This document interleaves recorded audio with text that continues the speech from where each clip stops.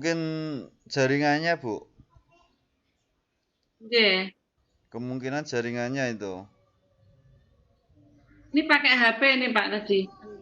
Tuh, pakai HP saya. Ada gambarnya Pak Darto, tapi suaranya kok enggak terdengar ya? Pak Agung aja pamit sih Pak Agung.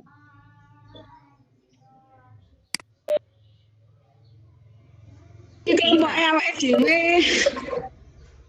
Langsung dibaca lah, ampun Bu. Bu Eda aja yang baca. Bu Eda yang baca. Udah baca aja. Oh. Iya. Bu ini Bu Hari hubungi Pak Darto ini. Dah? Mulai Pak. Dibaca enggak? Oke. Udah lanjut. Ya oke. Yang terhormat Bapak Dr. Sudarto MA, yang kami banggakan teman-teman kelas 2C, semoga Allah selalu melindungi kita dan dijauhkan dari COVID-19. Amin Allahumma. Amin. Izinkan kelompok 3 untuk mempresentasikan PPT kami dengan judul Faktor-faktor penunjang supervisi akademik. Sebelum kami mempresentasikan, kami ingin membacakan dulu kelompok kami, kelompok 3, yaitu terdiri dari Ilda Nurmalasari, Istirohah, Heru Asmoro, Tri Yunianto Agung S, Subhan, dan Mufarohah. Selanjutnya, kita mulai presentasi ini. Yang pertama yaitu monggo Pak Pres. Latar belakang pelaksanaan supervisi. Melalui supervisi pendidikan dapat meningkatkan kualitas proses pembelajaran di kelas. Maksudnya supervisi akademik pendidikan, ya. Kemudian yang kedua, menciptakan rasa puas dalam psikologis guru sehingga dapat meningkatkan semangat guru dalam melaksanakan proses pembelajaran. Yang ketiga, kepala sekolah diharapkan mampu melaksanakan supervisi sebagai bagian dari proses pembinaan guru. Lanjut Pak Tres. Kemudian untuk rumusan masalah yang dikembangkan, yang pertama adalah apa pengertian dari supervisi akademik. Kemudian yang kedua, apa saja yang menjadi faktor penunjang dalam supervisi akademik. Kemudian yang ketiga, bagaimana faktor penunjang supervisi akademik di TK Pembina Kabupaten Demak. Kenapa kami mengambil sampel biar lebih nanti musyawarah kita lebih jelas, begitu nggih. Selanjutnya Pak Tres. Lanjut Pak Tres.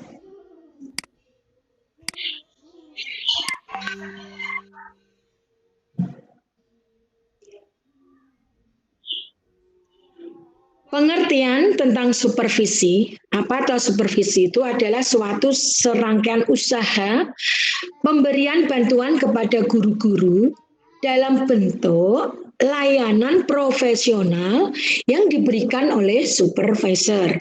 Dalam hal ini mungkin kepala sekolah kepada gurunya.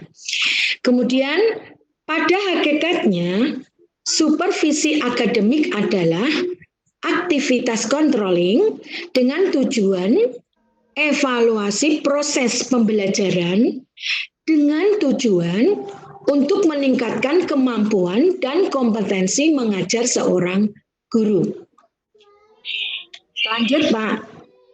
Kemudian faktor apa yang menunjang agar supervisi akademik itu berjalan dengan baik, yaitu keadaan guru-guru dan pegawai yang tersedia, meliputi kompetensi pedagogik, kompetensi lainnya yang dibutuhkan oleh sekolah atau madrasah, serta kesiapan guru dalam memberikan layanan pengajaran. Kemudian, kecakapan dan keahlian kepala sekolah atau madrasah dalam berperan sebagai seorang supervisor. Karena sangat penting ya, kepala sekolah harus mampu untuk mensupervisi, harus mempunyai kemampuan. Selanjutnya, kajian kritisnya, di TK Negeri Pembina Kabupaten Demak memiliki guru atau tenaga pengajar yang memiliki kualifikasi pendidikan yang sudah sesuai dengan standar yang diinginkan atau yang dipersyaratkan, yaitu S1 PG PAUD. Kemudian kepala sekolah di TK Negeri Pembina itu juga memiliki kompetensi atau sudah memiliki kompetensi dan kecakapan dalam berperan sebagai seorang supervisor, yaitu memiliki pengetahuan pendidikan anak TK atau PAUD ya, karena PAUD itu terdiri dari KB, TK, SPS, dan sekolah minggu dan yang sesuai derajat. Memiliki kemampuan, belum Pak Tres, memiliki kemampuan interpersonal dalam melaksanakan supervisi dan memiliki pengetahuan tentang teknik-teknik dalam supervisi. Demikian yang dapat kami presentasikan. Terima kasih atas atensi panjenengan. Sekian dan terima kasih. Wassalamualaikum warahmatullahi wabarakatuh.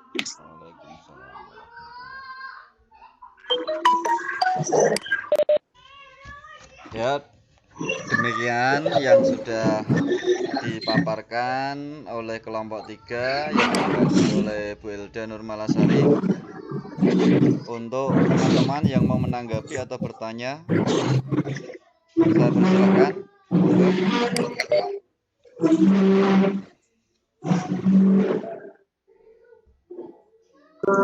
Halo, terima kasih Pak Tres. Mau tanya, bisa didengar?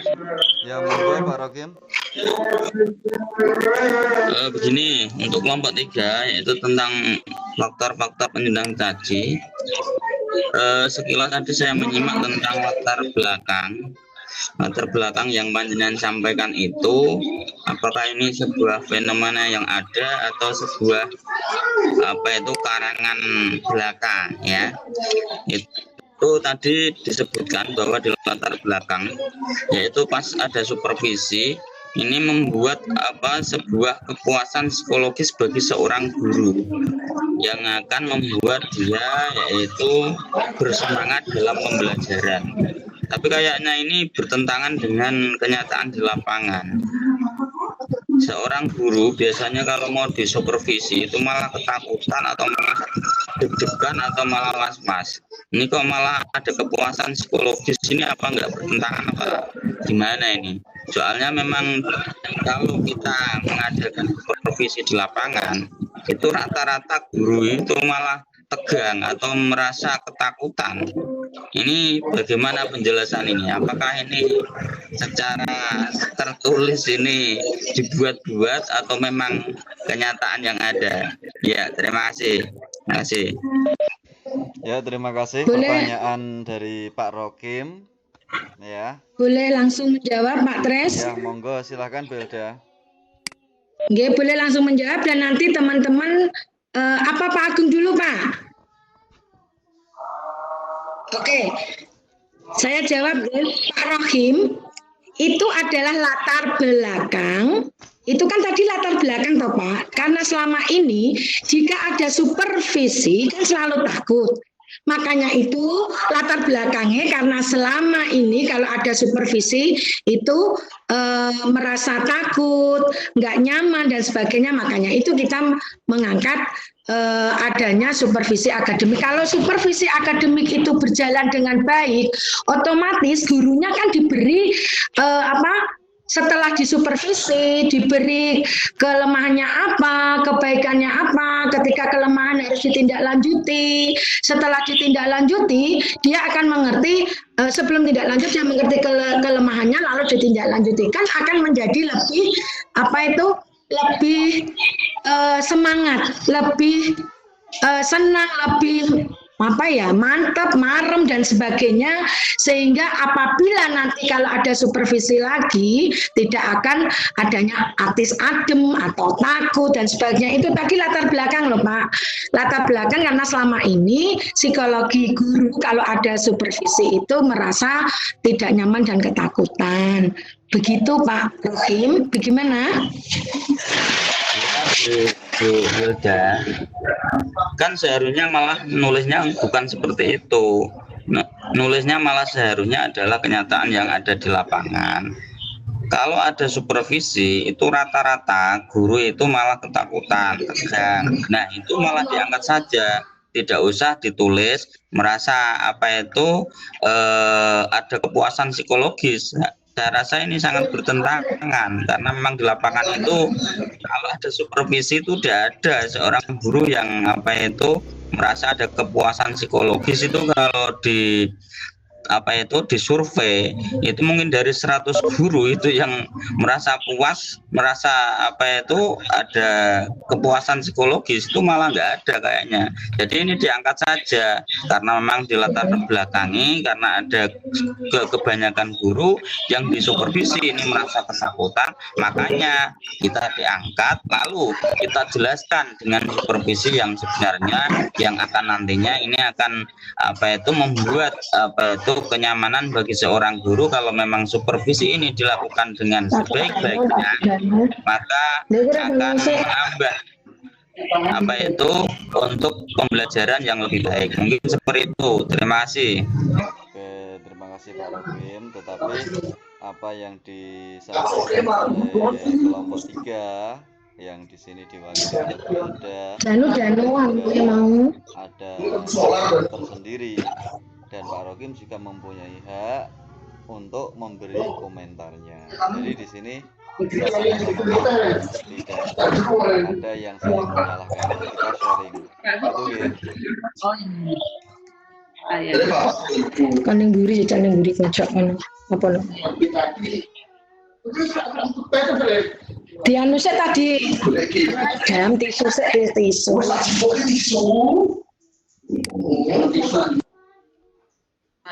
Oke, bagaimana untuk yang lain? Pak Rohim bagaimana? Gambarnya Pak Darto kok nggak ada ya? Boleh bertanya. Ya, saya rasa juga itu pendapat saya, Pak Tres. Ya, silakan nanti untuk pendapat yang lain seperti apa, monggo. Oke, terima kasih. Halo Pak Tres. Oh iya, Halo masukan. Pak Tres. Ya, ini cuma menambahkan saja kaitannya dengan kepuasan psikologis. Maksud kami adalah setelah supervisi. Nah, dari selama ini yang menjadi pertanyaan mungkin mengganjal di hati dalam proses pembelajaran, sehingga dengan ada yang tadi itu baru, masukan. ada teknik baru, ada. Halo. Ya.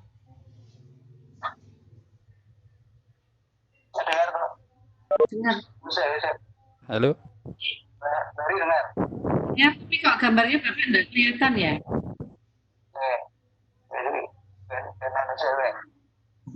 Siapa nih yang bertanya? Oh iya.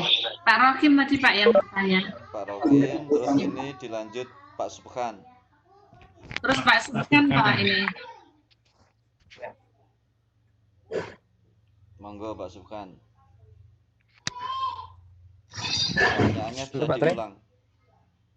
Mohon diulang pertanyaannya. Ini tadi Pak Darto sudah masuk. Ya. Lanjut Pak Tres. Ya, monggo dilanjut. Ya. Ini untuk menambahkan Bu Elda saja kaitannya dengan kepuasan psikologis guru. Ini maksud kami adalah setelah adanya supervisi, sehingga apa-apa yang menjadi ganjalan di hati mungkin selama dalam pembelajaran, sehingga setelah ada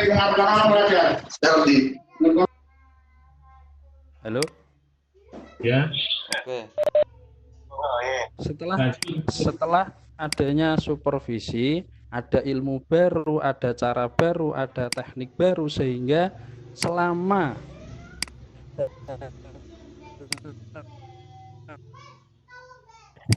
Suaranya Pak, suaranya. Suaranya ngut bilang. Jaringannya tempatnya Mas Subhan ini. Halo Mas Subhan? Benar. Masih di tempat? Halo Mas Subhan?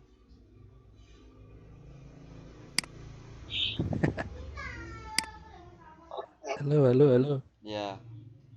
Lanjut aja. Ya. Lanjut Pak. Iya. Ini muncul lagi suaranya. Ya, Pak Dharma tak muncul ya Pak. Oke, terima kasih atas tambahan dari Mas Subhan untuk kelompok 3.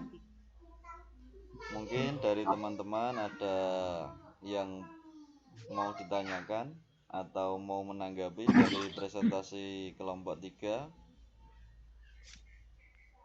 Halo Pak Tres. Oh nggih, monggo Pak Eko. Oh iya, ini saya mau bertanya pada kelompok 3 kaitannya dengan supervisi yang pernah saya alami. Ya, monggo Pak Eko. Pernah saya diposisi oleh untuk waktu sudah ditentukan dan saya sudah mempersiapkan pada waktu itu supervisinya ternyata bersamaan antara supervisi KBM dan supervisi administrasi. Jadi saya dalam kelas, jadi beliau pengawasnya itu melihat KBM mensupervisi bersamaan dengan melihat administrasi. Apakah yang seperti itu bisa efektifnya diberikan supervisi KBM dulu baru administrasi? Pak Eko atas pertanyaannya.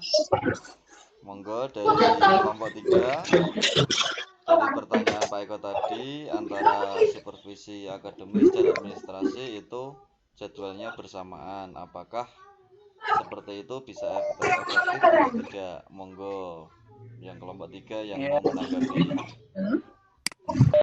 Bu Is. Ayo Bu Is.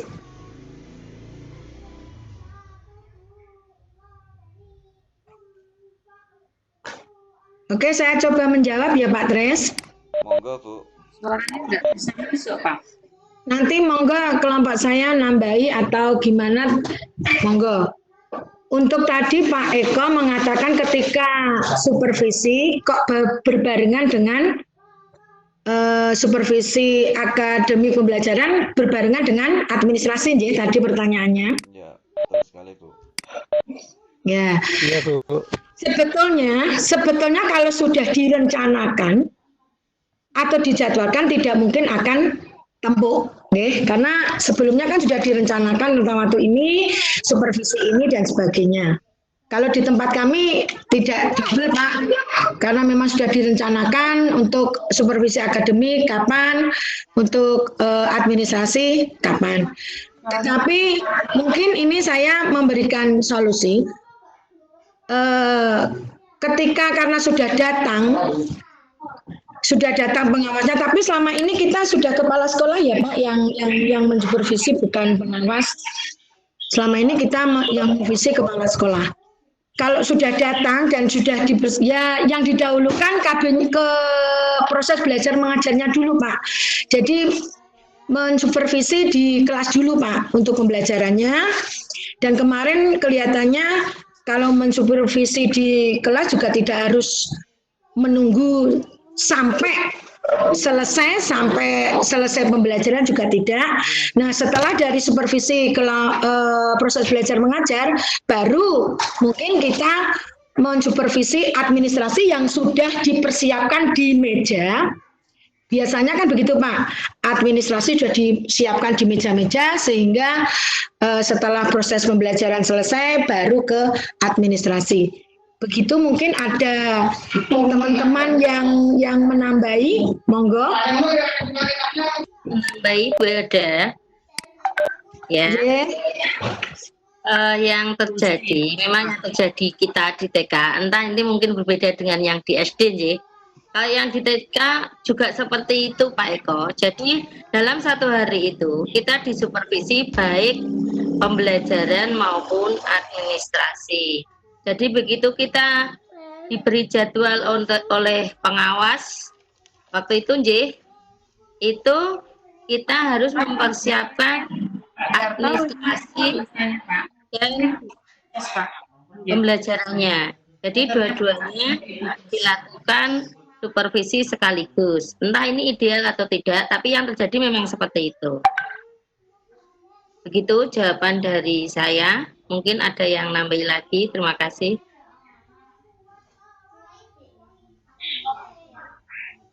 Halo, tes. Halo. Itu Bu Deni. Izin bertanya.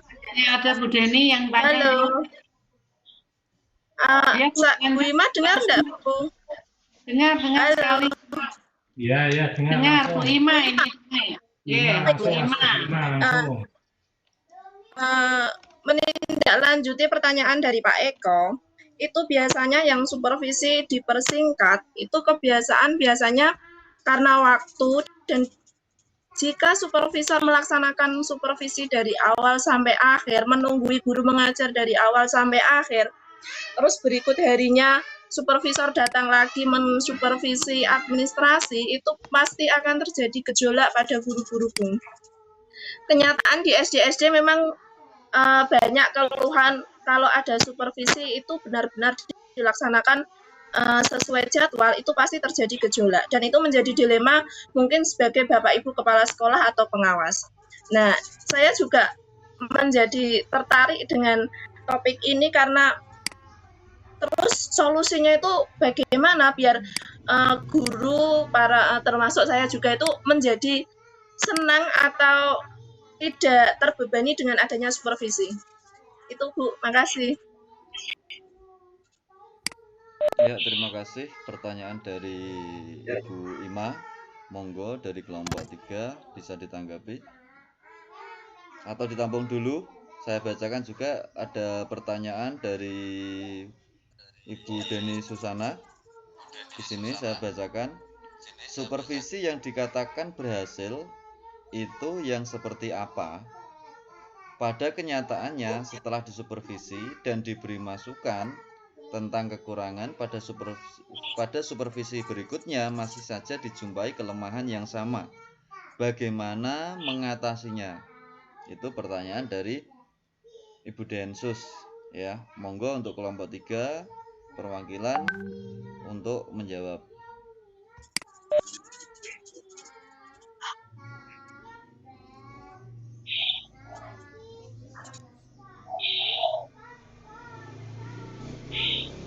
Monggo Pak Agung.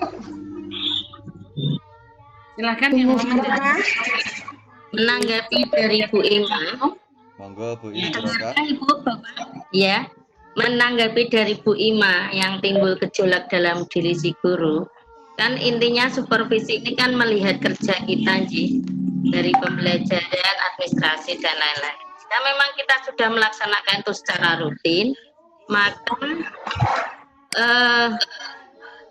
istilahnya apa Bu ya, tidak terus menjadi beban yang sangat berat. Itu saja.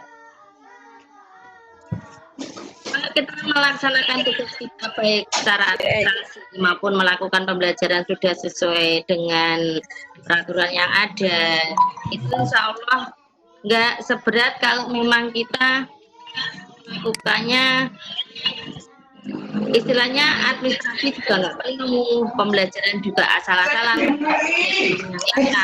itu akan menjadi berbeda dengan kita yang sudah terbiasa sesuai dengan aturan. Administrasi selesai, pembelajaran juga mempersiapkannya dengan baik dan matang. Saya rasa kalau tidak bergejolak kalau kita istilahnya belajarannya sak-sae. Gitu aja. Terima kasih. Iya Bu, iya Bu Istikharah, ya benar. Tetapi kadang tuh saya juga sering mendengar kalau memang ada supervisi itu pasti ada protes dari beberapa dari guru. kan kadang saya juga kasihan ada yang kepala sekolah dapat protes atau dapat pengawas mendapat protes seperti itu.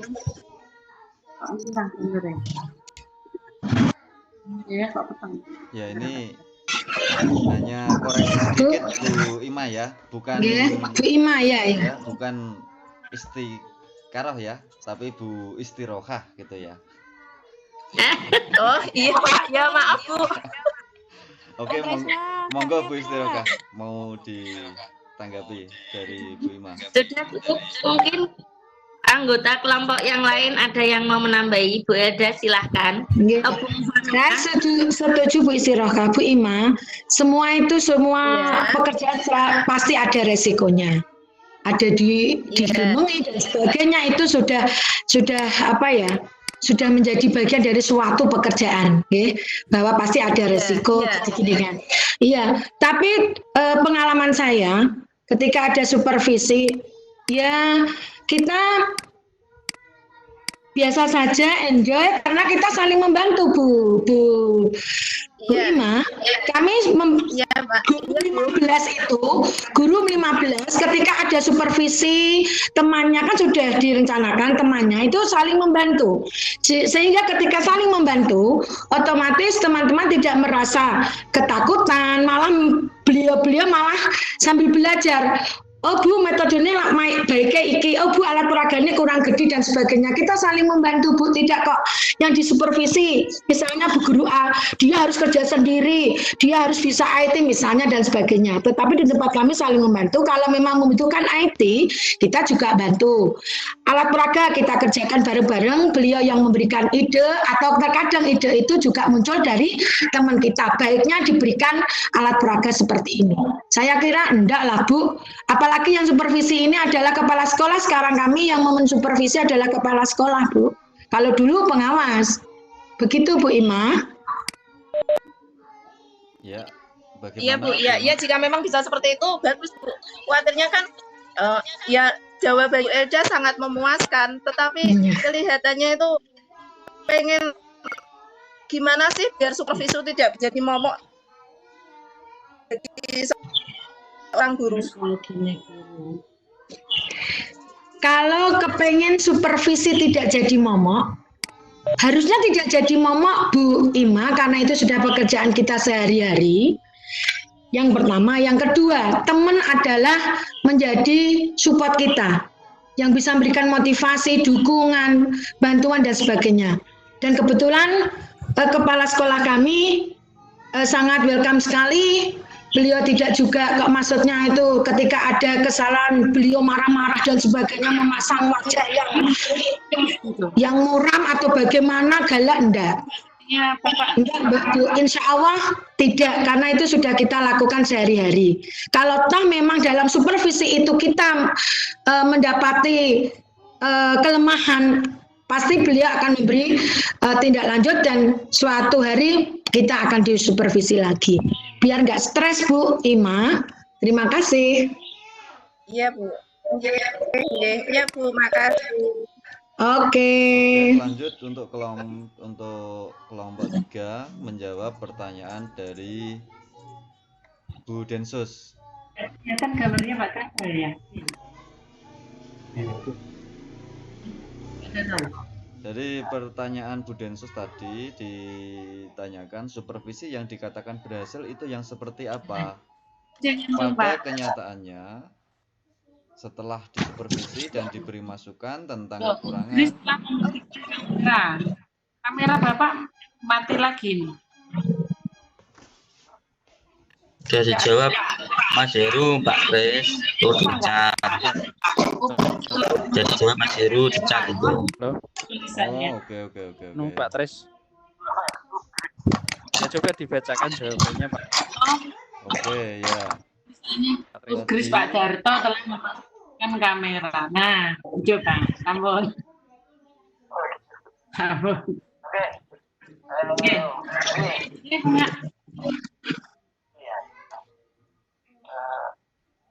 Udah, ini saya ambil alih. Pertanyaannya Bu Ima dan sebagainya antara penanya dan penanggapan Ya. Teman-teman dengar ya? Enggak. Lirih, Bu, suaranya. Suaranya kecil banget, Bu. Jauh sekali suaranya.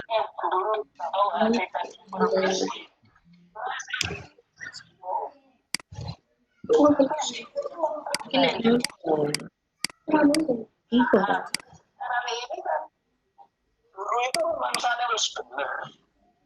Di supervisi akhirnya kembali lagi oleh karena kontrolnya itu kurang gitu loh.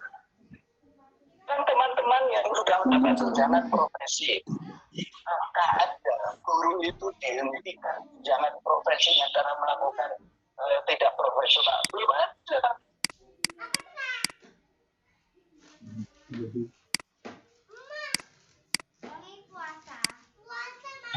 Saya ingin meluruskan sikap di supervisi itu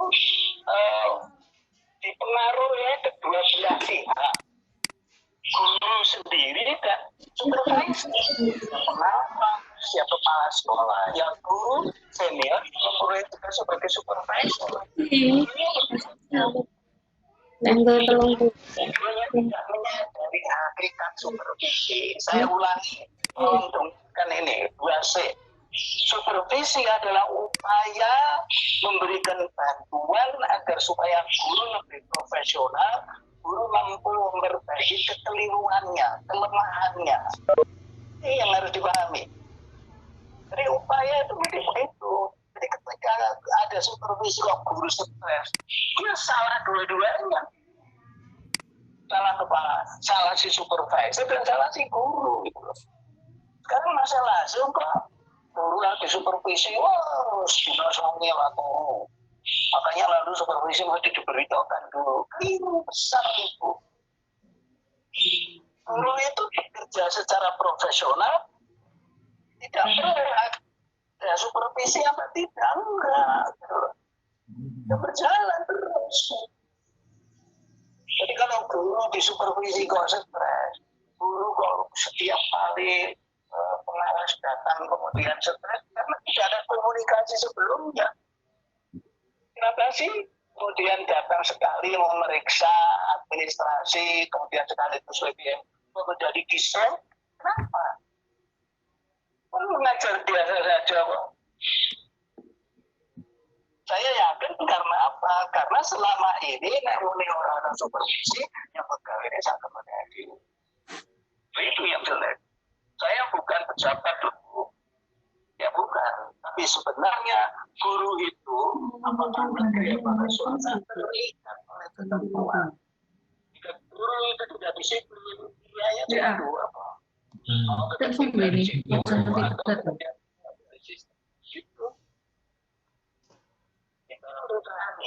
Supervisi itu usaha untuk memperbaiki. Guru itu lebih jadi pertanyaan saya bicara ini. Guru itu sebenarnya setiap hari kepingin baik atau tidak? Kepengen baik, Pak. Kepengen baik, jangan kemudian a priori terhadap supervisi. Pengawas itu kalau tanggung, pengawas itu bisa dijaruhkan. Ya, saya tidak membela pengawas. Banyak juga pengawas yang memaksakan kehendaknya. Mungkin ada pertimbangan karena jauh, karena jadwalnya padat, kemudian sekali datang ke administrasi ya, proses pembelajaran. Sebenarnya tidak perlu disombong. Belajar biasa saja. Ya, urusan dagang PP seperti wajib biasa saja. As usual gitu loh. Nah, kalau as usual seperti biasanya dipilih oleh supervisor, kayak rutin benar ya. Belum baru didandani, orang seneng itu kan aneh. Ya aneh. Saya ini ya bukan supervisor, tapi saya di Al-Azhar itu diminta untuk melakukan pembinaan, menjadi pembina di situ. Saya punya PAUD, kita punya TK, punya SD, ya. Saya tidak pernah loh, teman kalau ada pengalaman harus itu biasa saja. Kalau pada satu saat misalnya pengawas mau datang, kok ada kegiatan yang nah, saya ini begini, bagaimana kalau untuk produknya ditunda? Itu jadi tolong deh hubungan antara pengawas, kepala sekolah dan guru dalam rangka memperbaiki kinerja guru dijalin dalam konteks interpersonal skill yang harus baik. Seorang pengawas, seorang supervisor itu mesti ngerti ngarune, ngerti cara nih supervisi dan membangun komunikasi yang bagus. Tadi yang ngomong itu aku dewi loh, luar biasa sampai jadi ngomong. Iya. Well, jangan tadi yang presentasi.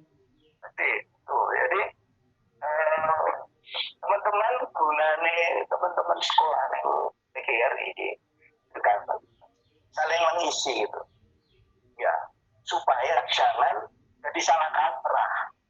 Bapak dan Ibu sekolah salah kaprah itu artinya jadi keliru, tapi terus berjalan. Salah kaprah itu ketika Ibu sekolah harus diperbaiki secara sistemik gitu. Saya ngerti kok, aku ya tahu bilang TK. Yang namanya Pak Menteri udah berulang kali ngomong, murid TK itu diajari moco nulis itu kaya neng SD. Ya tetap wae gitu. Tetap saja. Malah sakit tes barang. Oh, hari bukan di SD ya. Buku SD ngangkut tes. Itu kan ngawur itu. Ngono kok pinter ya udah. Anak TK itu negara manapun nenek rumah ya udah tahu no PL udah ada. Tapi Indonesia malah ada yang bangga. Anakku udah. Betul Pak, betul nggak ada PR Pak, betul. Stres terus.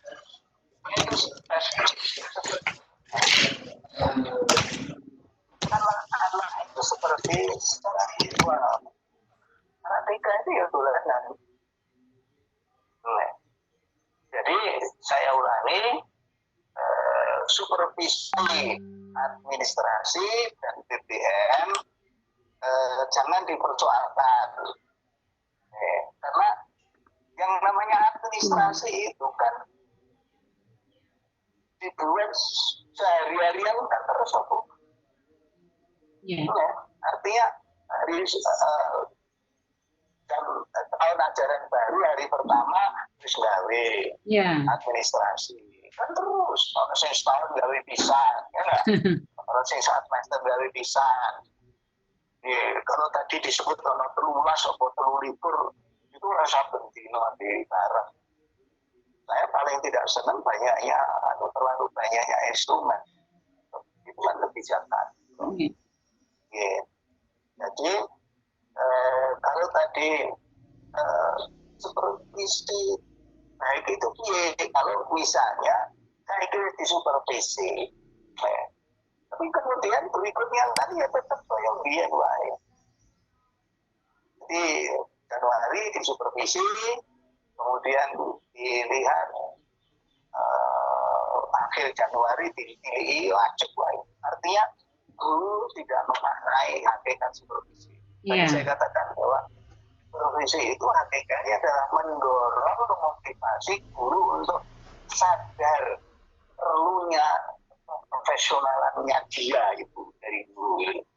Nanti saya intikan dari berikutnya minggu depannya wajib gue kesadarannya rendah. Ada alat, ada sistem inspeksi, diperiksa, gitu. Lalu dinilai. Kalau hasilnya jelek, kalau terus menurut jelek, ya mau bingung dan gunung. Apa guru itu bingung? Iya, ada sanksinya. Di Malaysia itu sanksinya aja.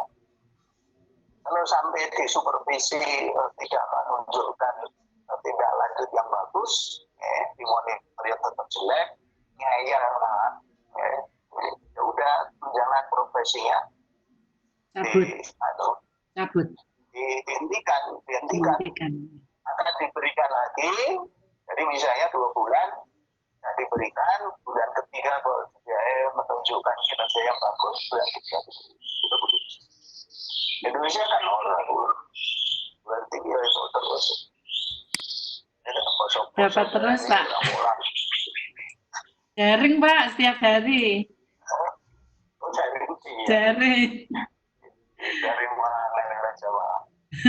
Orang tua ngerti ya, saya dapat keluhan dari orang tua. Iya. Itu angin ya. Banyak kendala. Oke, jadi guru yang disupervisi ngajak wae, kepala sekolah bertanggung jawab. Kepala sekolah itu sekarang manajer, bukan lagi guru yang dapat tugas tambahan. Manajer. Manajer itu punya kewenangan ngomong. Ya, manajer itu punya kewenangan ngontrol, punya kewenangan memberi sanksi, itu ringan, sedang sampai yang tidak itu diatur. Neng negeri apa neng swasta berdua, swasta yang atau yayasan lalu diatur oleh pemerintah. Ya. Sekali lagi saya akhiri ini sesi ini untuk penjabaran Lampung karena masih satu kali lagi. Saya akhiri, saya berharap mulai sekarang tumbuh kesadaran supervisi. Ya Pak, tapi kalau pengawas kan saya bukan pengawas. Ya bagaimana caranya terserah lewat organisasi. Ya, lalu tadi kan demokratis, sekolahnya demokratis tuh. Jadi nanti kira kepala sekolah itu harus melakukan supervisi orang pas, tidak rebutan, untuk ini. Ya. Jadi ada keberanian untuk memperbaiki apa yang sekarang ini tidak benar. Itu ya. Iya Pak, siap. Pak Heru ada, tapi suaranya nggak bisa langsung Pak, tapi gambarnya ada. Tidak bisa muncul suaranya yang punyanya Pak Heru, Pak. Suaranya nggak bisa muncul, tapi gambarnya Pak Heru muncul, Pak.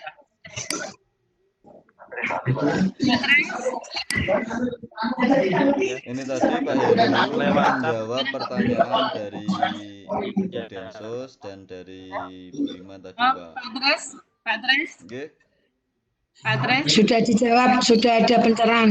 Iya. Diminta melanjutkan yang kelompok 4, Pak. Oke, yang kelompok 4 tadi sudah mengirimkan PowerPoint-nya apa belum, Bu? Kok tadi saya belum mendapat PowerPoint dari kelompok 4 ya?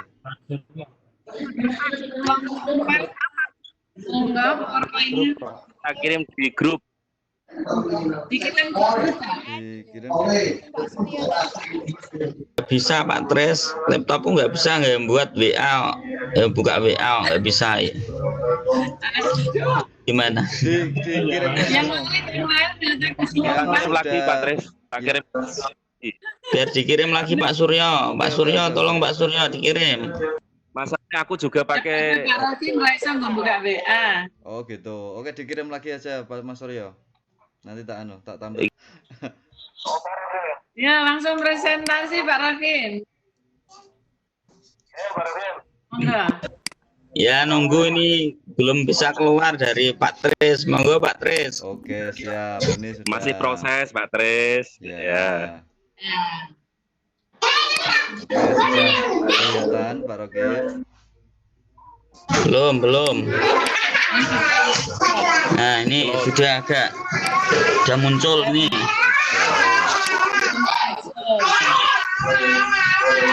Mohon yang lain yang ada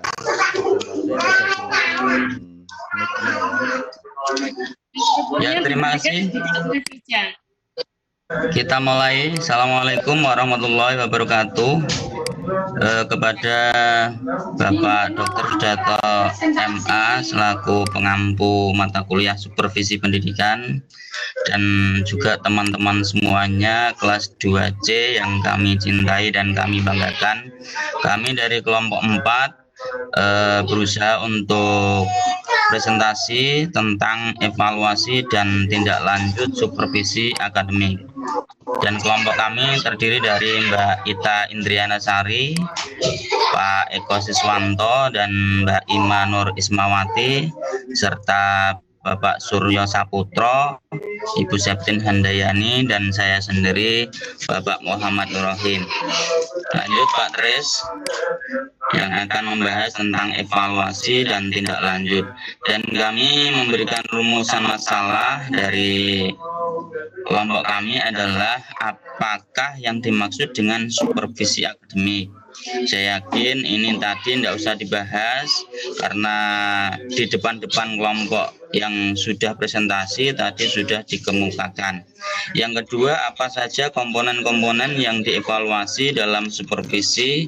Dan yang ketiga, bagaimana tindak lanjut yang dilakukan setelah kegiatan supervisi akademik itu berjalan. Adapun tujuan dari pembahasan kelompok kami adalah mengetahui pengertian supervisi akademik. Saya yakin teman-teman semuanya dari penjabaran kelompok-kelompok sebelumnya sudah memahaminya. Dan yang kedua, memahami komponen-komponen yang dievaluasi dalam supervisi. Jadi komponen apa saja yang nanti bisa digunakan untuk supervisi. Dan yang ketiga, mendeskripsikan, yaitu menggambarkan bagaimanakah tindak lanjut yang dilakukan dalam kegiatan supervisi akademik. Itu mungkin dari kajiannya. Langsung lanjut aja Pak Tris ini, karena saya rasa sudah paham semuanya tentang supervisi akademik. Dilanjut tentang komponen-komponen saja. Ya, lanjut.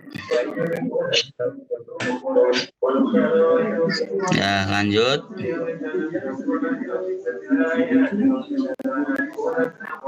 Nah, mungkin ini tentang alur tindak lanjut supervisi. Jadi untuk tindak lanjut ini ada hasil, terus penghargaan, pembinaan, langsung maupun tidak langsung, penyempurnaan instrumen. Seorang supervisor dalam melaksanakan tindak lanjut hasil supervisi dilakukan sebagaimana tercantum dalam Peraturan Menteri Pendidikan dan Kebudayaan Nomor 22 Tahun 2016 tentang standar proses pendidikan dasar dan menengah, meliputi penguatan dan penghargaan kepada guru yang menunjukkan kinerja yang memenuhi atau melampaui standar, dan pemberian kesempatan kepada guru untuk mengikuti program pengembangan keprofesionalan berkelanjutan. Ya, lanjut Pak Tris. Dan ada kegiatan pembinaan. Kegiatan pembinaan dapat berupa pembinaan langsung dan tidak langsung. Untuk yang pembinaan langsung, ini adalah kegiatan pembinaan yang dilakukan setelah kepala sekolah selesai melakukan observasi pembelajaran. Adalah pertemuan pasca observasi. Pada pertemuan ini, kepala sekolah memberi balikan untuk membantu mengembangkan perilaku guru dalam melaksanakan proses pembelajaran. Dari umpan balik itu pula dapat tercipta suasana komunikasi yang tidak menimbulkan ketegangan. Nah, ini yang mungkin tadi teman-teman perbincangkan, bahwa kalau memang dalam supervisi itu memang fenomena yang ada itu seorang guru merasa tegang. Tapi di sini dikemukakan bahwa ketegangan itu akan mencair apabila ada umpan balik dari seorang kepala sekolah. Yang dilanjutkan, tidak menonjolkan otoritas, memberi kesempatan untuk mendorong guru memperbaiki penampilan dan kinerjanya. Pada kegiatan ini, kepala sekolah dapat melakukan 5 langkah pembinaan kemampuan guru, yaitu menciptakan hubungan-hubungan yang harmonis, analisis kebutuhan, mengembangkan strategi dan media, menilai dan revisi. Jadi inilah langkah-langkah yang diberikan seorang kepala sekolah. Adapun pembinaan yang tidak langsung Ini dilakukan terhadap hal-hal yang sifatnya umum yang perlu perbaikan dan perhatian setelah memperoleh hasil analisis supervisi. Menurut Syahirtian menyatakan bahwa perilaku supervisor dalam pendekatan tidak langsung adalah mendengarkan, memberi penguatan, menjelaskan, menyajikan, dan memecahkan masalah. Jenis komponen yang dapat dipilih dalam membina guru untuk meningkatkan proses pembelajaran adalah sebagai berikut: menggunakan buku pedoman bagi guru dan bahan pembantu guru lainnya secara efektif, menggunakan buku teks secara efektif, menggunakan praktik pembelajaran yang efektif, mengembangkan teknik pembelajaran yang telah mereka miliki, menggunakan metodologi yang luas, merespon kebutuhan dan kemampuan individu peserta, menggunakan lingkungan sekitar sebagai alat bantu pembelajaran, mengelompokkan peserta didik secara lebih efektif, dan lain sebagainya sehingga bisa menciptakan suasana pembelajaran yang kondusif. Lanjut, Pak Tris. Ada 5 manfaat pertemuan balikan bagi guru. Jadi ini manfaatnya balikan bagi guru sebagaimana dikemukakan oleh Gottheimer, Anderson, dan Krajewski, yaitu guru diberi penguatan dan kepuasan sehingga bisa termotivasi dalam pekerjaannya. Jadi setelah ada supervisi pelaksanaan itu, seyogyanya seorang supervisor itu harus memberi penguatan, motivasi, sehingga tidak kadang itu terjadi ketakutan. Wah, kamu malah begini, malah diambil posisi negatif sehingga menyudutkan bagi seorang guru. Ini yang tidak perlu saya rasa, dan ini adalah salah. Harusnya adalah diberi penguatan dan kepuasan sehingga bisa termotivasi dalam pekerjaannya. Yang kedua, kepala sekolah dan guru dapat bersama-sama mendefinisikan secara tepat isu-isu dalam pengajaran, sehingga ini adalah satu kata dan satu visi, satu misi, apa nanti langkah yang terbaik yang harus dilakukan. Yang ketiga, bila perlu dan memungkinkan, kepala sekolah bisa berupaya mengintervensi secara langsung untuk memberikan bantuan didaktis dan bimbingan bagi guru. Yang keempat, guru bisa dilatih dengan teknik ini untuk melakukan supervisi terhadap dirinya sendiri. Dan yang kelima, guru bisa diberi pengetahuan tambahan untuk meningkatkan kemampuan analisis diri secara profesional pada masa yang akan datang. Lanjut, Pak Tris. Pelaporan supervisi. Jadi memang ada pelaporan dari langkah-langkah pelaksanaan supervisi. Untuk dapat memberikan fungsinya secara optimal, maka laporan supervisi harus memenuhi kriteria 4 tepat, yaitu tepat isi, tepat waktu, tepat saji, dan tepat alamat. Tepat isi laporan harus didasarkan pada hasil pelaksanaan supervisi yang didokumentasikan secara baik. Isi laporan harus sesuai dengan pedoman pelaporan yang berlaku. Tepat waktu, laporan hasil supervisi harus disampaikan tepat waktu.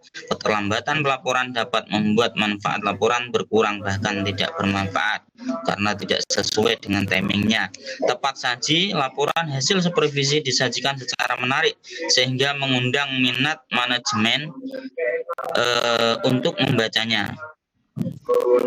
Laporan ditulis menggunakan bahasa yang lugas dan sederhana serta materi laporan mudah dipahami pembaca. Tepat alamat, laporan hanya boleh disampaikan kepada pihak-pihak yang berwenang membaca. Laporan yang salah alamat tidak berguna, bahkan dapat disalahgunakan pihak yang tidak berwenang. Laporan hanya boleh disampaikan kepada pihak-pihak yang berwenang membaca. Laporan yang salah alamat tidak berguna, bahkan dapat disalahgunakan pihak yang tidak berwenang. Lanjut, Pak Tris. Aspek-aspek yang harus ada dalam isi laporan mencakup 4 hal, yaitu laporan berisi identifikasi kekuatan, kelemahan sekolah secara objektif.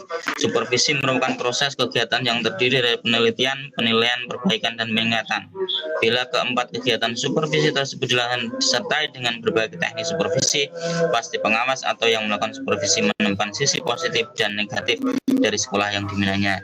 Yang kedua, laporan supervisi harus mengandung informasi tentang kualitas sekolah secara keseluruhan. Semua hal yang menyangkut mutu sekolah secara keseluruhan harus diinformasikan secara objektif dan jelas.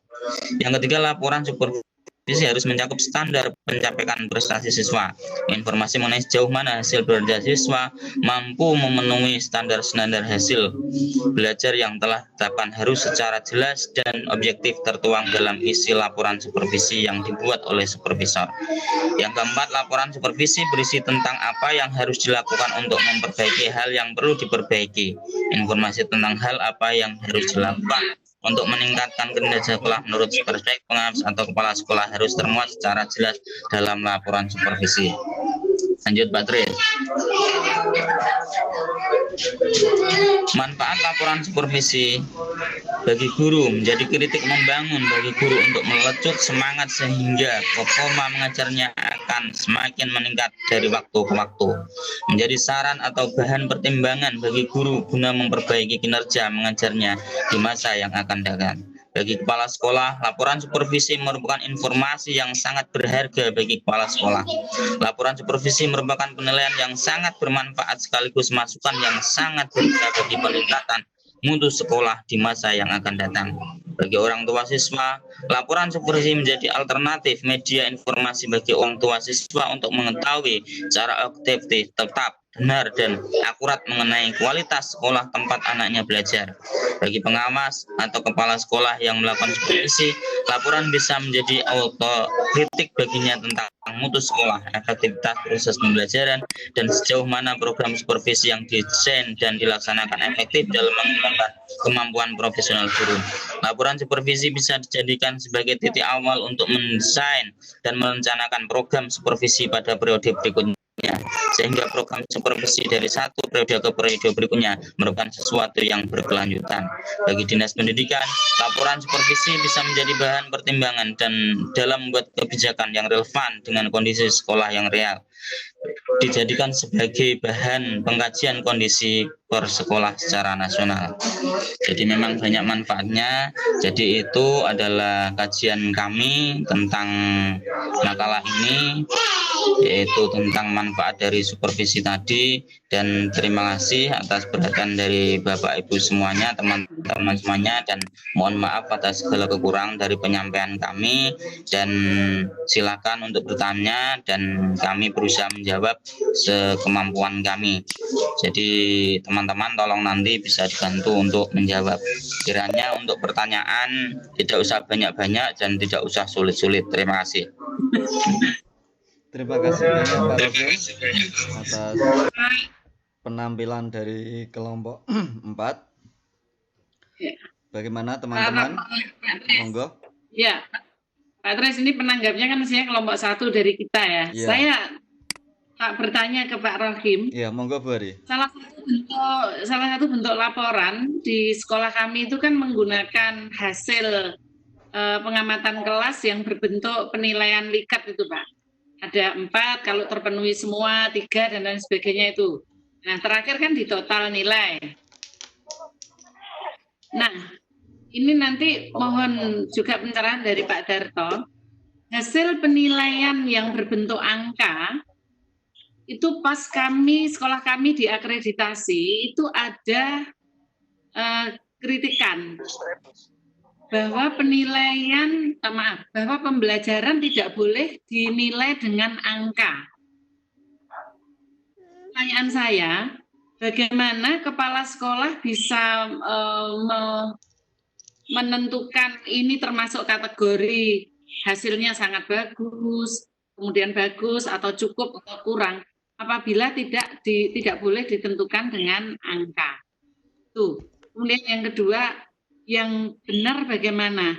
Apakah supervisi pengamatan pembelajaran di kelas itu tidak boleh menggunakan, penilaiannya boleh menggunakan angka atau tidak? Itu menurut aturan hukumnya. Matur nuwun. Oke, terima kasih Bu Hari atas pertanyaan untuk kelompok 4, dan ini juga dari Pak Heru. Mohon ditampung dulu yang kelompok 4 untuk menjawab. Ini saya bacakan pertanyaan dari Pak Heru. Dalam alur tindak lanjut supervisi, bagaimana cara atau proses dalam penyempurnaan instrumen supervisi? Terima kasih sebelumnya. Nah, Sambil menunggu pertanyaan yang lain, kelompok 4 bisa untuk menjawab. Iya, terima kasih. Mungkin saya berusaha untuk menjawab pertanyaan dari Bu Hari yang saya rasa ini adalah pertanyaan yang membutuhkan jawaban yang perlu ketepatan karena ini jawabannya adalah sangat sulit sekali. Ini kalau dinilai dengan nilai ini soalnya nilai kerumitannya, nilai kesulitannya adalah 90, sehingga saya juga menjawabnya ini agak bingung karena ini kita fasenya beda. Kalau Bu Hari ini fasenya tingkat SMP, tapi kalau kita kan tingkat taman kanak-kanak, jadi kita perlu pemahaman satu yang disatukan, tapi tetap pada sebuah pedoman dari sebuah supervisi bahwa supervisi adalah ini kerangkanya adalah perbaikan. Jadi saya rasa untuk teknis penilaian itu ya mungkin ini bisa disepakati antara seorang supervisor dengan guru yang disupervisi bagaimana langkah-langkah dalam memberikan penilaian kepada siswa. Tentunya kan yang ditanyakan menilai siswa akan seperti itu, bukan seperti itu ya. Halo Pak Rokim, maaf ya. Penilaian siswa, jadi gini, saya kebetulan ditunjuk kepala sekolah untuk ikut mensupervisi teman-teman. Nah, di dalam format atau instrumen supervisi pengamatan di dalam kelas itu ada kolom nilainya, nilai untuk guru yang saya supervisi. Kemudian di akhir itu kan di total, itu instrumen yang diberikan oleh pengawas itu seperti itu, ada totalannya. Tetapi pada saat sekolah saya diakreditasi, itu saya diberi masukan, ya tidak disalahkan, tapi diberi masukan bahwa sebaiknya untuk supervisi guru jangan diberi nilai Bu Hari, nanti menimbulkan down bagi guru yang nilainya jelek. Nah, pertanyaan saya, kalau tidak diberi nilai, bagaimana seorang kepala sekolah atau supervisor itu mengetahui ini termasuk kategori sangat baik, cukup atau kurang? Itu pertanyaan, bukan nilai siswa, tapi nilai guru yang disupervisi. Dari instrumen penilaiannya itu ada angka-angkanya. Oh ya, saya menangkap. Ya, terima kasih. Jadi, ya, ini apakah boleh seperti itu atau ini adalah ya, ini berarti kan adalah bagaimana teknis untuk mengetahui sejauh mana perkembangan seorang guru itu setelah disupervisikan seperti itu Bu ya. Jadi menurut saya ini adalah sebuah kode etik tentang petunjuk teknis bagaimana seorang supervisor itu bisa mengetahui perkembangan dari guru yang disupervisi. Saya rasa saya setuju kalau penilaian ini tidak menggunakan angka. Karena memang kalau menggunakan angka ini mestinya nanti secara otomatis ini adalah sebuah kepastian. Misalnya dari angka 1 sampai 10 atau 10 sampai 100.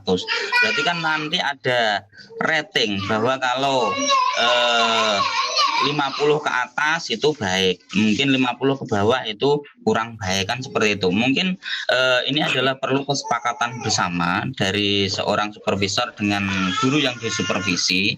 Jadi supaya bagaimana bisa menentukan apa itu tingkat perkembangan yang telah dihasilkan oleh seorang guru ketika sudah melaksanakan supervisi. Mungkin ini bentuknya menurut saya malah bukan dinilai dari angka, tapi dari statement atau sebuah pernyataan yang mungkin ini yang bisa disampaikan oleh seorang supervisor kepada guru yang disupervisi.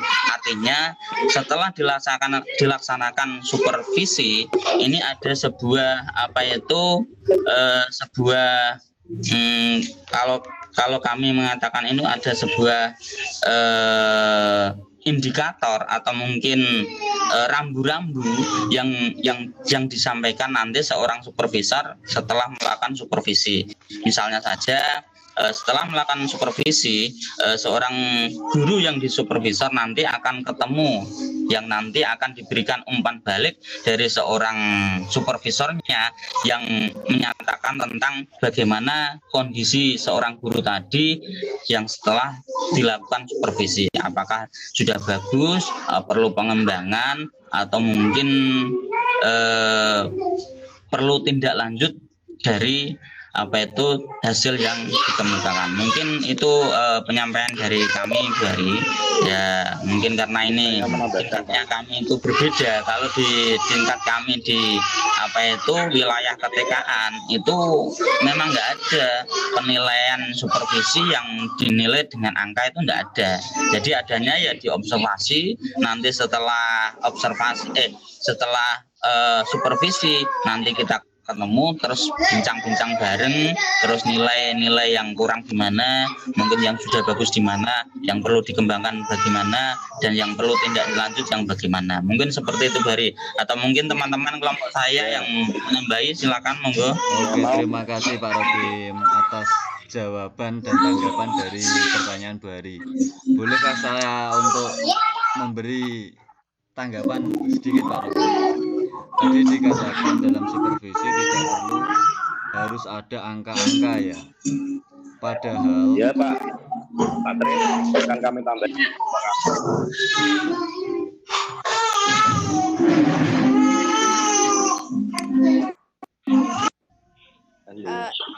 Halo. Adres sumber suara. Ini sudah terlalu hilang. Sudah. Tadi ya. Ini tempatnya Pak Rokim yang ada suara-suara anak-anak tadi. Mungkin bisa mikrofonnya bisa di-off-kan kalau sudah Pak Rokim. Iya. Oke. Ini kelompok 4 ada yang mau menambah kayaknya Pak Suryo. Monggo. Oh iya. Ya, terima kasih atas waktunya. Mungkin kami akan menambahkan sedikit Bu Hari ya terkait dengan bentuk nilai dari hasil supervisi yang Ibu lakukan di instansi Ibu. Tadi bentuknya angka Bu ya, kemudian komentari dari asesor ya.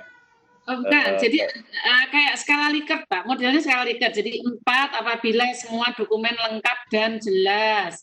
3 jika dokumen ada tapi kurang lengkap. 2. Nah, itu dikalikan jumlah indikator yang dinilai, misalnya ada 26, berarti 26 kali 4, kemudian jumlah angka perolehan bagi jumlah sehingga nanti akan ketemu hasil. Nah, misalnya hasilnya 75 itu masuk kategori cukup, 80 bagus, 90 itu ada. Ya sama seperti yang itu. Instrumen. Ya. Sebenarnya ini Bu. Kurikulum 13 Pak yang pengamatan Ya, gini Bu, sebenarnya instrumen seperti itu sudah banyak dilakukan tidak hanya pada supervisi akademik, tetapi pada kuesioner yang lain juga.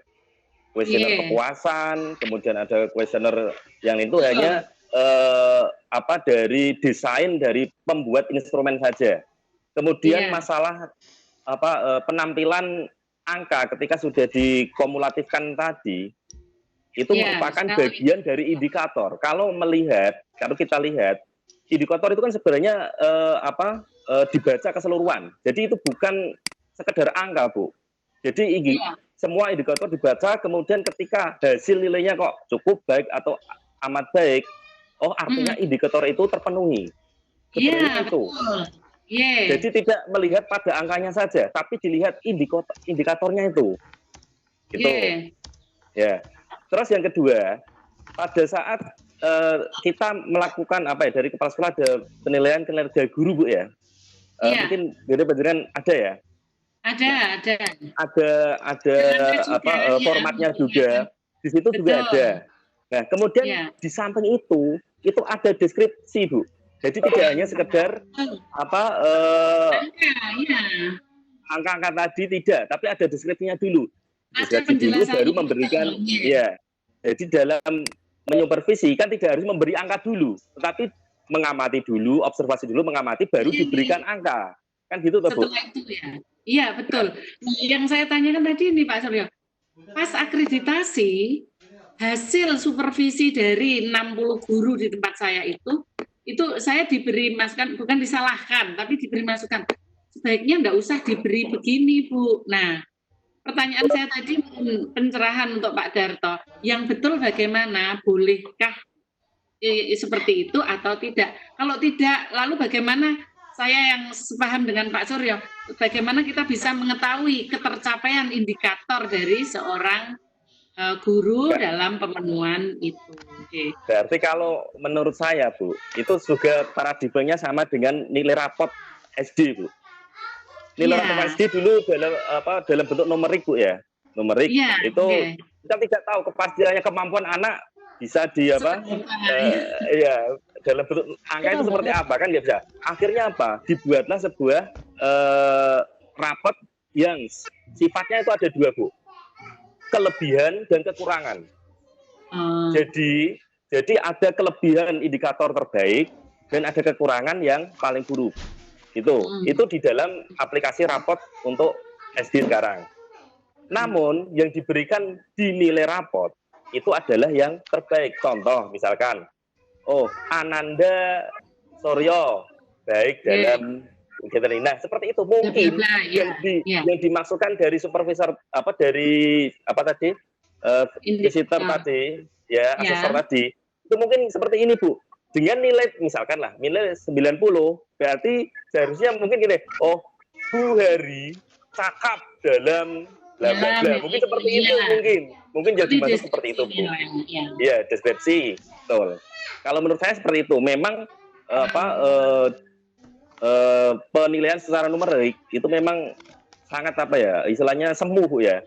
Jadi sulit untuk dideskripsikan bahwa ini kemampuan anak seperti ini misalkan dengan nilai sekian, itu yang dibahas seperti apa bedanya dengan misalkan nilai antara 70 dan 71, itu nilai perbedaannya di mana, kan sulit untuk dituangkan ke dalam unsur deskripsi itu, Bu. Sehingga dalam KKM saja itu ada perubahan, Bu. Dulu dalam KKM itu diberikan nilai. Jadi contoh misalkan IPS KKM-nya berapa? Misalkan 65. 65 itu dari mana? Hitungannya? Akhirnya hitungannya itu dirubah dengan rentang, Bu. Jadi rentang misalkan cukup itu berarti antara rentang 65 sampai sekian. Terus baik antara sekian sampai sekian. Itu rentang. Tapi tetap ujung-ujungnya juga tetap dinilai juga. Tapi ketika sudah dinilai, konfirmasinya lagi menjadi deskripsi. Halo Pak Suryo. Iya, Bu. Gimana Pak? Pak Darto mau ngendika? Gimana Pak? Mau diambil alih Pak Darto. Bisa, monggo Pak. Mulai dari kelihatannya ada pemahaman yang tidak tepat ketika kita bicara tentang tindak lanjut. Ya. Jadi ketika tadi Pak Rohim menjelaskan tindak lanjut itu sesudah guru diobservasi, kemudian ditemukan sejumlah kesalahan, kelemahan, kemudian perlu diperbaiki, lalu tindak lanjut itu seolah-olah bagaimana memperbaikinya itu kategorikan tindak lanjut. Bukan. Ini bagian dari supervisi. Ya, supervisi klinis itu pertama merancang apa yang mau diperbaiki, dibuat tertulis, supervisor memberi kelompoknya ulang ini bla bla bla bla bla, akhirnya dibuat rencana pembelajaran, lalu kapan waktu jam pelajarannya itu guru bersama dengan supervisor masuk, lalu sang supervisor mengamati proses pembelajaran yang dilakukan oleh guru yang tadi sudah dipetunjuk. Nah, mulai dari membuka bagaimana tatap muka si guru itu pada anak, body language-nya bagaimana, kemudian intonasi kalimatnya bagaimana, cara membuka pelajaran bagaimana, dicatat itu ada instrumennya. Jadi instrumen itu desainnya adalah untuk menentukan kegiatan membuka ini ada atau tidak ada, membuka dengan suasana yang menyenangkan tidak ada apa tidak, itu saja dicatat. Makanya kadang-kadang ada instrumen yang nyatakan ada, menurut catatan ada tetapi, tapi ada juga yang cuma ada tiga. Ya, nah sudah selesai, lalu supervisor dan kepala sekolah berhenti gitu. Guru itu tetap melanjutkan pembelajaran karena dalam jadwalnya sudah harus mengajar. Nah pada kesempatan lain diundanglah si guru itu untuk ketemu di ruang guru atau ruang sekolah untuk dilihat, direkam, diperlihatkan rekaman tadi. Makanya bagus itu kalau ada direkam sejak awal sehingga pada waktu duduk bareng antara guru dan supervisor, ayo kita lihat apa yang Anda lakukan. Kita gitu loh. Wassalamualaikum warahmatullahi wabarakatuh. Ini aku rancang misalnya. Assalamualaikum, guru baru tangannya serawean. Kumpul-kumpul satu, misalnya, ya. Jadi ketika jadi itu, lihat bagus ini, Pak. Ada sudah bagus ini. Jadi ini bagus. Terus ke sunden saran itu yang mau. Tapi itu loh, nanti kau sampai takon karo bocah. Nah, itu keliru. Kemudian bagaimana? Bla. Sehingga seluruh yang baik itu diutarakan, dan gurunya orang stres, sehingga ya tetap diutarakan gitu loh. Nah itu bukan tindak lanjut, bukan tuh. Itu bagian dari supervisi kritik gitu. Yang namanya tindak lanjut itu sesudah dikuyi seminggu larut naik ulang, 2 minggu kemudian berpulang, apa bulan berikutnya ulang, apa 3 hari kemudian sudah itu mengajar. Guru itu atau komponen taruh bimbingan guru. Kalau tetap apa ya mulai ini saku itu. Nah, oleh karena itu dilakukanlah yang namanya monitoring supervisi. Monitoring itu kan dinilai. Oh, kuwi tetap kaya piye. Kandhane meteng wae. Wis dikandhani nek takon kuwi no muridmu.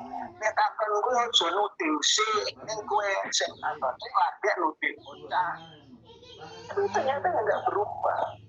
Nah, itu namanya monitoring dan evaluasi. Nah, ini nyatanya kalau ngono, itu supervisi lagi gitu loh. Di supervisi lagi. Kandhane meneh. Berulang kali, lalu sampai pada yang namanya penilaian, dinilai. Kalau dinilai itu sudah ada hubungannya dengan soal kinerja, bukan soal memperbaiki. Bukan. Supervisi itu ada unsur penilaian, tetap memperbaiki. Tapi kalau penilaian kinerja yang nilai bukan untuk memperbaiki. Dinilai bukan memperbaiki orang lain yang untuk memperbaiki supervisor. Boleh. Jadi itu kelemahan, kalau saya sebut itu kekeliruan yang dibuat oleh, saya tidak tahu, nanti akan saya baca secara cermat makalahnya. Kalau itu benar itu keliru besar. Jadi yang namanya tindak lanjut itu adalah sesudah supervisi. Terus kan bukan hanya soal proses belajar mengajar. Peningkatan mutu guru itu bukan hanya itu, tapi misalnya untuk kemampuan profesionalnya rendah, ilmunya tentang matematika kirim ke lokakarya. Itu tindak lanjut dari supervisi. Karena kalau sudah soal guru menguasai materi atau tidak, kan bukan formnya di sekolah itu. Dia kan memanfaatkan dan GMP, yang membuatkan seminar dan sebagainya. Jadi itu yang dimaksud dengan tidak lanjut. Karena itu tidak lanjutnya benar. Jadi sudah tidak harus yang langsung, harus yang langsung. Ya, harus yang langsung, harus yang orang langsung. Yang orang langsung tadi perlu dilem itu sudah tidak lanjut. Itu jiwa bagus. Kirim ke seminar, lokakarya, workshop,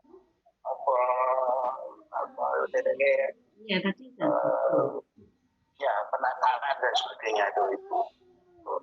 Ya. Jadi saya mohon itu dibenarkan. Jadi tindak lanjut itu bukan tindakan supervisor sesudah observasi kemudian membetulkan guru bukan. Tapi itu bagian dari supervisi. Tindakan supervisi itu sampai memberitahukan ini loh, ini.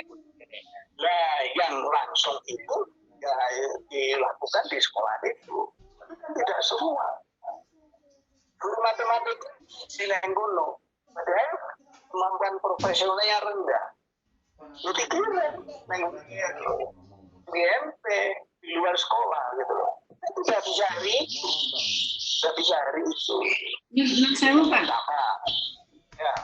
Pak Darto, yang saya maksud tadi ya yang seperti itu. Jadi bolehkah bukan tindak lanjutnya, bolehkah dalam proses menilai supervisi itu menggunakan role? Oke. Saya catat benar tindak lanjut apa yang dilakukan setelah observasi. Saya nyatet itu omongannya Pak Rohim. Salah itu. Iya salah. Jadi nek sak observasi jika mandari bla bukan tindak lanjutnya. Tindak lanjut itu sesuatu yang dilakukan sudah tindakan selesai tadi. Membetulkan itu bukan tindak lanjut. Ya, tindak lanjut itu bagian dari supervisi. Supervisi itu membantu kok. Karena kan mengetahui kelemahannya kan, kelemahannya apa, terus dikandani sudah ulang itu. Kemudian Nyuwun sewu Pak Darto. Mohon untuk bertanya Pak. Ini menyangkut pertanyaan dari Pak Giarto tentang tindak lanjut supervisi Pak. Ya. Dibaca guys. Oke.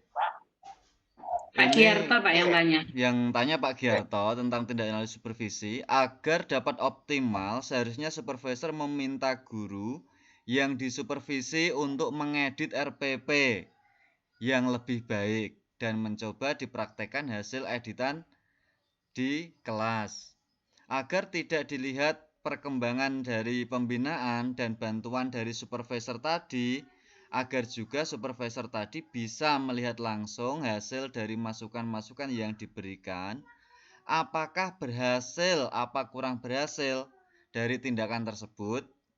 Karena keberhasilan tidak cuma dilihat dari benar tidaknya runtutan metode pengajaran, tetapi saya berpendapat bahwa tingkat keberhasilan dilihat juga dari tingkat pemahaman siswa, Pak. Itu dari pertanyaan Pak Giarto tadi, Pak Darto. Mohon pencerahan dari Pak Darto sendiri. Pertanyaan saya, ketika guru diberi psikologi perkembangan, lalu diberi ilmu yang harus ditularkan.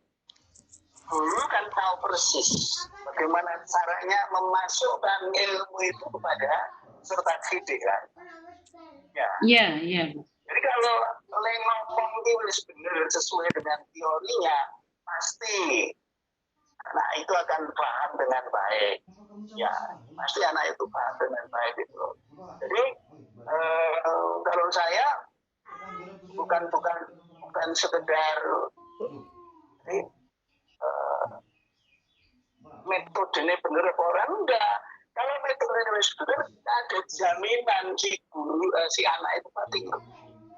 Itu Sebetulnya salah ketika ada anak yang lambat belajar, ternyata linerannya bantunya oleh jamaah. Karena orang ngerti, itu kan bukan soal ya, tetapi si guru itu sendiri yang tidak menerapkan metodenya gitu. Misalnya lagi guru nerangke ketika dikontrol banyak anak hampir ngacu kabeh, padahal ada 1, 2, 3 yang sudut menang orang ngerti, ditinggal. Nah itu kan keliru. Si anak itu si menang lagi kena menangkap yang dijelaskan oleh si guru tadi. Nah itu mesti ada penjelasan ulang. Makanya kadang-kadang di sekolah itu anak diterangke untuk kedua kalinya orang gelem guru apa jauh sama apa sih sama. Akhirnya mengganggu kancane, barang pensil, lupai kancane, karena dia udah ngerti. Jadi kalau saya, ketika guru itu sudah pintar menguasai metodologi, psikologi perkembangan, yakinlah bahwa anak akan menangkap dengan cara yang baik. Kemudian itu ya Pak Giarto. Pak Giarto Pak yang lain. Jadi kemudian mengenai tadi ada soal nilai. Saya tertarik tentang nilai rapor. Jadi teman-teman salah tangkap. Salah tangkap. Di Amerika itu yang namanya nilai ada deskripsinya itu karena memang nilai itu bukan sekedar nilai kognitif berdasarkan ulangan, enggak Pak, tapi sudah sampai pada soal bagaimana menerapkan konsep ini di kehidupan anak gitu. Makanya lalu nilai itu ada narasinya. Nah, saya kira di Indonesia sini tiga standar gitu loh. Iya, hampir ini gitu. Makanya kan dari copy paste kan. Pakai rumus. Iya, ada yang pakai rumus Pak. Okay. Jadi nggak bisa objektif. Narasi itu sebenarnya narasi yang hendak memberikan pada orang tua, ini loh bocah mobil si soyong ini. Konsep rangke ini, kemudian sudah bergaul dengan baik, empatinya tinggi, itu gitu loh. Nah, sementara yang terjadi, karena sudah SW atau naik kelas, mudah-mudahan nilai yang sekarang dinarasikan itu sebenarnya bukan hanya nilai kognitif gitu loh. Ya, nilai kognitif. Nilai yang diperoleh ketika anak-anak divisual kemudian menjawab multiple choice itu. Kalau itu yang dicantumkan sama-sama empati yang dinilai dari guru bahasa Inggris.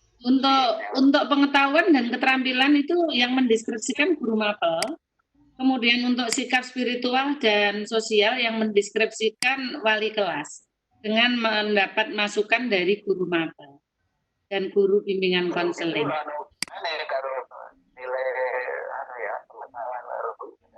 Enggak ada karena pengetahuan spiritual dan sosial ada sendiri penilaiannya, penilaian sikap. Yeah.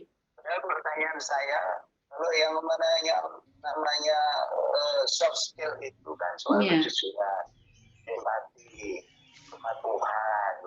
Kalau saya ini menjadi tanggung jawabnya tertentu ke orang ayo. Guru mapel ikut memberi masukan, tetapi kemarin ada revisi untuk memberi masukannya dalam bentuk jurnal pengamatan kelas, Pak.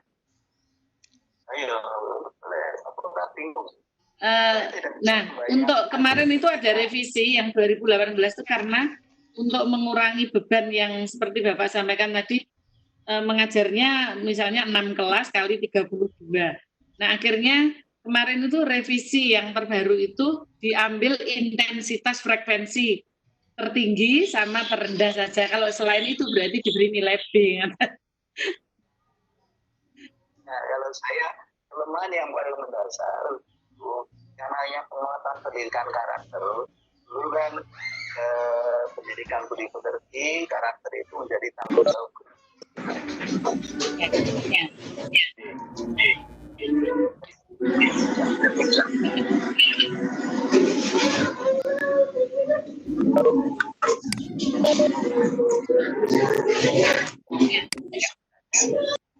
Mata pelajaran itu memberikan nilai dalam yang sudah berisi nilai yang terkait dengan soft skill itu. Itulah yang namanya itu kurikulum. Tapi kan itu bukan kurikulum. Iya, Pak. Terus lebih banyak di administrasi daripada proses pengamatan. Lalu ini tadi ya Bu, jadi ini tadi Pak Joko yang tadi udah saya jawab ya. Sampun, Pak. Yang itu kemudian ya. Nuwun sewu Pak Jarto. Jadi peringatannya agar teman-teman terintegrasi ya. Saya kok ya Bu. Teman-teman mengatakan bahwa sebaiknya jangan diberi nilai. Kalau saya masukan itu perlu dipertanyakan. Kalau nilai itu ternyata cermat dihitung, jadi misalnya saja itemnya 15 iya. 15, kemudian ada kategorisasi 1 sampai 5 bobotnya sendiri, sampai 10 ada bobot, 11 sampai 15 punya bobot, lalu masing-masing itu tadi dirinci sudah. Jadi misalnya nilai 1 itu membuka pelajaran itu sudah cermat, membuka pelajaran dengan ini ya. Lalu motivasi, nah motivasinya masuk pola, kan? Iya. Kalau nilai itu dari situ dan kemudian ada 15 pada bobotnya dan kemudian kemudian melahirkan angka 80, tapi guru lain melahirkan angka 50, orang masalah. Berarti nggak apa-apa ya Pak ya? Kalau takut dengan stres, Anda nggak usah diberitahukan. Yang diberitahukan adalah kelemahannya gitu loh. Iya. Nah, kalau angka itu diberitahukan, itu sudah sampai pada soal penilaian kinerja. Nah, supervisi itu bukan penilaian kinerja. Ada penilaian, tapi penilaian untuk diperbaiki. Kalau penilaian kinerja ya bisa 25, walaupun ada deskripsi ya menurut sekarang itu. Tapi 25, ada yang gurunya stres, ya gurunya diberitahu. Kalau sejak awal sudah diberitahukan, ya rasa stres. Kalau di tempat kami, Nun Sewu, di tempat kami kemarin guru sudah sangat memahami karena sebelum dilakukan supervisi sudah diberitahu ini sehingga oh ini yang harus saya dandani ini ya Bu Hari ini. Nah, yang saya tanyakan tadi itu waktu akreditasi itu kami disalahkan Pak untuk membeli. Nah, teman-teman yang akreditasi itu tugasnya apa? Tadi katanya masukan, masukan yang logikanya saja. Jadi saya tidak menganggap tim akreditasi yang ngerti tentang hakikat pendidikan atau penilaian. Saya tidak mengatakan itu, tetapi saya ulangi tadi. Kalau si guru itu sudah diberitahu, itu loh, nilai. Dimulas perno. Iya. Dimulas perno itu anak telung kelompok. Ini. Sekian, bobotnya. Makin ke bawah makin tinggi bobotnya. Itu bisa mendesain. Iya, gitu. Paham kalau gurunya paham. Kenapa? Kalau sudah begitu, jangan pada stres. Nggak pada stres itu. Sekali lagi, supervisi ini harus mendorong guru untuk meningkatkan kesadarannya untuk menjadi lebih baik. Itulah. Iya, Pak. Sebenarnya supervisi itu bukan hanya untuk setingkat, tapi juga untuk setingkat guru. Seniorasi, contohnya jangan catatan. Tapi ini belum guru olahraga ya tetap itu jangan profesi. Sudah lupa ini. Nah, ini ya, karena sering. Nah, jadi kira-kira itu soal nilai. Jadi tapi karena nilai berpakai angka, jadi mudah-mudahan ke depan ini kan termasuk yang terakhir ya, termasuk ketika corona ini kan surat edaran menteri itu kan sebenarnya sudah memberitahu agar proses daring itu belajar jaringan itu sekolah itu mengabaikan gitu, mengabaikan rangkaian kurikulum, lebih mengutamakan pada keterampilan, kecakapan itu, life skill itu ya begitu.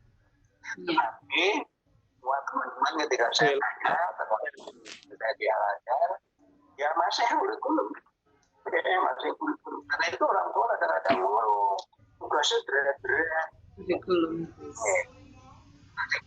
Nah, pertanyaan saya, apakah jajaran kawan Pak Menteri itu sudah mengeluarkan petunjuk pelaksanaan coklat ketika guru tidak boleh mengacu pada target-target kurikulum, tapi lebih mengutamakan life skill.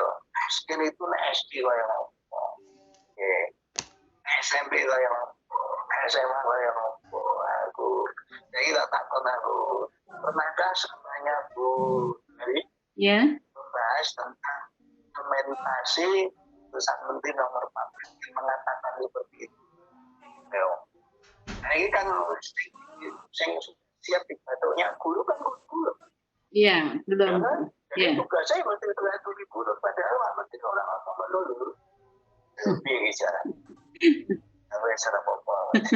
Kuwi ora masuk yang ora biji bonus super. Oke, itu dari Pak Budi. Iya, Pak. Pak Kris, ada ini. Oh, nggih, Pak. Kris aja, Pak. Ada, Pak. Pak mohon tanya ini dari teman-teman untuk tugas, mumpung belum lupa. Untuk tugas individu kan kita membuat summary. Summary itu diketik atau ditulis tangan, Bapak. Kemudian mulai bahan kajian 1 atau mulai 5 sampai ke 12 atau 1 sampai 12.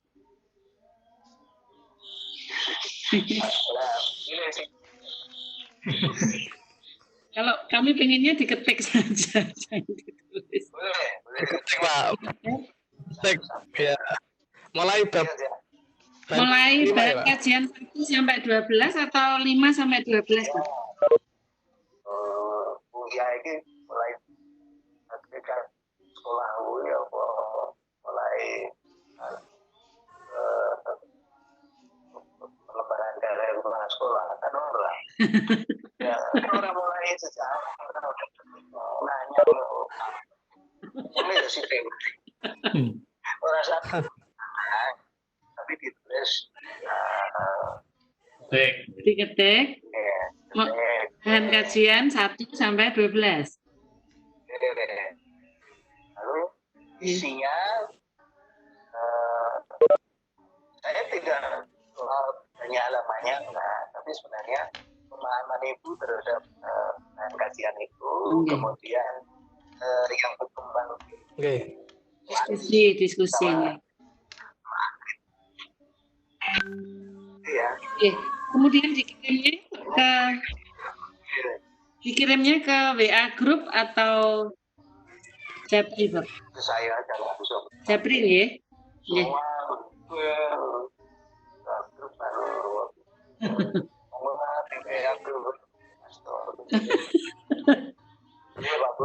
Nggih, Pak, matur nuwun. Oke, makasih. Teman-teman Pak Tres ada yang mau tanyakan lagi ya? Ya ini masih sedikit lagi Pak. Bulan waktunya. Ini yang terkait angka tadi loh Pak. Kayaknya kok masih ada ganjalan sedikit Pak.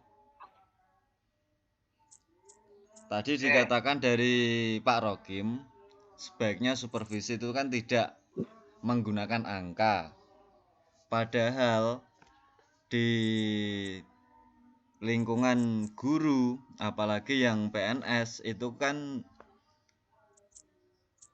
untuk supervisi kan pasti mau tidak mau itu terpaut dengan angka. Masalahnya setiap tahun, setiap semester itu menggunakan penilaian kinerja guru. Nah, itu juga dipersyaratkan sebagai dalam penilaian angka kredit. Dan yang tertuang pada Permenpan RB nomor 16 tahun 2009 tentang penilaian angka kredit dan juga jabatan fungsional gurunya. Nah, mungkin ini bisa saya tampilkan, Pak.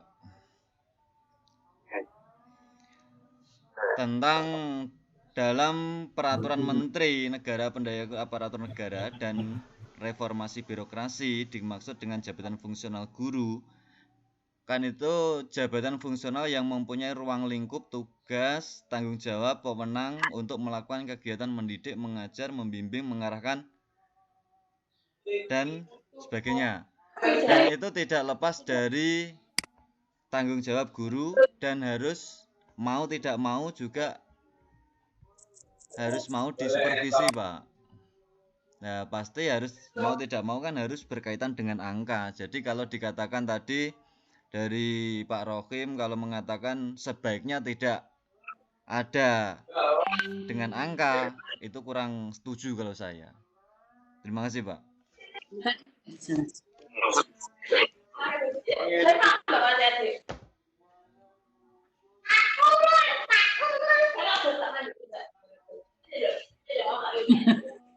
Jadi saya sudah menerangkan pada Bu.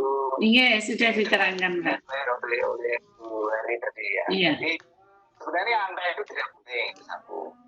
Tapi kalau angka itu untuk penilaian kinerja, iya, perlu. Penilaian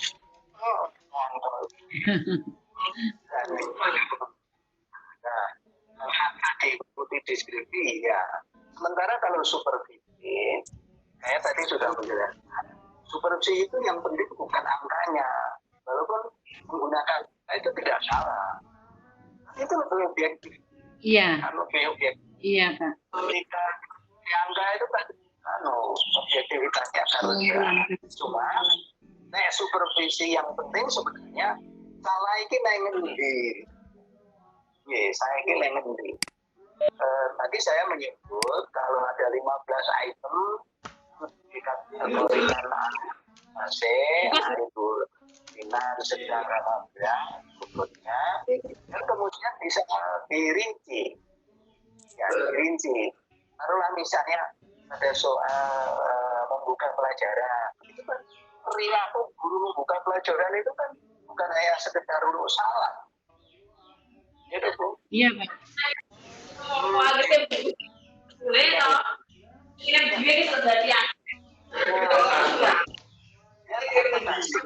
Oke, Bapak, matur suwun. Motivasi anak apa tidak itu kan menjadi sangat penting. Oleh karena itu, kalau saya tidak termasuk yang yang fanatik terhadap angka. Tapi kalau angka itu dibuat dengan cara yang supervisi personil, tapi di supervisi angka itu tidak penting. Yang penting justru perilaku mana, sikap mana yang perlu diperbaiki. Kalau misalnya bagian belakang itu Bu Hari kan ada nilai sudah dikonfirmasi dan sebagainya kan nilai hasil supervisinya belum. Sebenarnya yang 20 nilai yang 20 itu kelemahan dikurangi gitu. Nah biasanya anggaran provinsi belum ya wes sudah puas. Puas ya. Iya, enggak, Pak. Jadi mungkin saya minta kembali ke hakikat supervisi. Anda jangan mutlak mengatakan ini benar, ini tidak benar. Ya, apalagi penilaian itu di dunia pendidikan juga bukan matematika gitu. Terima kasih Bapak. Yes. Ini ada pertanyaan teknik pengumpulan tugas. Kalau 1 sampai 12 mengumpulkannya setelah selesai bahan kajian 12 atau selesai ini 8 mengumpulkan terlebih dahulu. Gimana teman-teman, mau selesai sampai kajian 12 dulu atau sampai kajian 12 sampai terakhir dulu ya. Sampai akhir. Ini ada usulan setelah semua selesai nonton Bapak. Setelah semua selesai.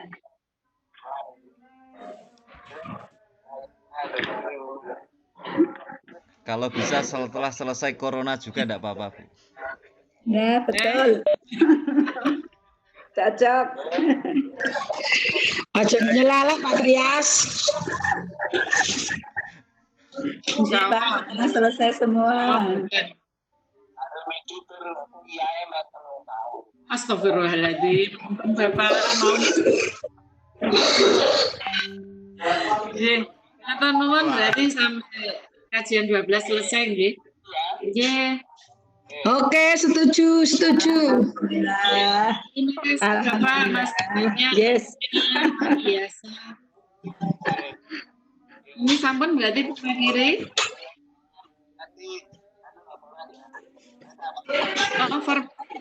Bapak dikirim WA napa email Bapak? WA nggih. Nggih. Napa nuwun. Sama-sama. Nggih piye Bu Ari, dikirim lewat apa Bu Ari? Amin. Mudah-mudahan Pak Darto sehat selalu nggih. Besok aja Bu, masih ada 4 lagi. Oh iya. Kan sabar ya. Amin. Alhamdulillah. Penampakan nih siapa kuwi? Aku ora nampak lho. Pak Rohim kita. Aku nampak.